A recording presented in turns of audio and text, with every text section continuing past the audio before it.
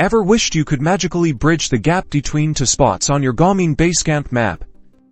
Let's make that wish a reality in the next minute. First, ensure Garmin Basecamp is open and you're viewing the map with your desired waypoints. Look for the Create Route tool in the toolbar. It usually resembles a dotted line or a series of connected points. Click on it to activate route creation mode. Now, navigate to your first waypoint on the map. Click directly on the waypoint icon. This will mark it as the starting point of your route. Next, move your cursor to the second waypoint you want to connect. As you move, you'll see a line extending from your starting point, showing you the proposed route. Once your cursor is over the second waypoint, click again. Basecamp will now draw a line connecting both waypoints, creating a route between them. The route will typically be highlighted, indicating that it's selected. On the left pane, you will see the newly created route listed here. You can rename the route, adjust its properties, and add it to a list. It will show up on your connected Garmin device when you sync. And finally, don't forget to save your newly created route by going to File and then Save As. Give it a meaningful name so you can easily find it later. Now you are all set for your navigation needs.